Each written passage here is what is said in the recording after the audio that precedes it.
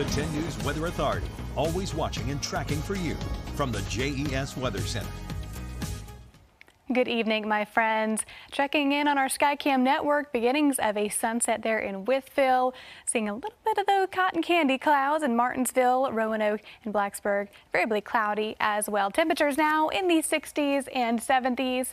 And we are mostly dry across at least the majority of our viewing area. Now, headed into Pennsylvania, we're starting to see a little bit of that scattered shower activity and some heavier bands of rainfall embedded with this line as well. Now headed into Danville.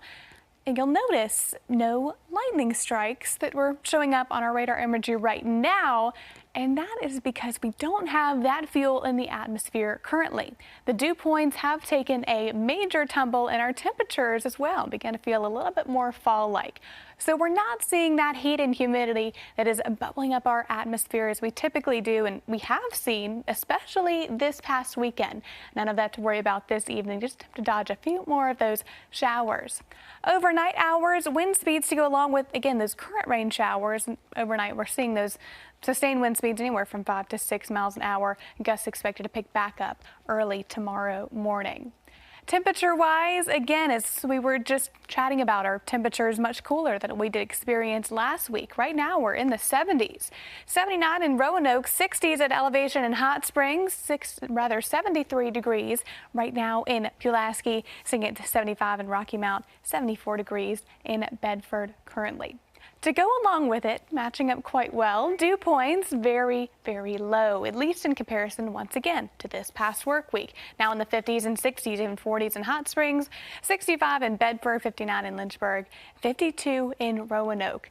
This is a very dry air mass that has begun to move in behind a cold front. We had to deal with, again, that hazy, hot and humid and very stormy conditions last week, but those now all out of our hair, at least for the time being. Here's why.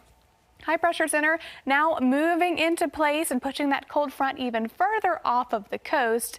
And this as, again, the reasoning behind that much drier air mass and a lot of sunshine to be expected throughout the work week. And not just today. Again, most of us had even saw those sunnier conditions today, just barring a few isolated showers or, again, those thunderstorms staying at bay.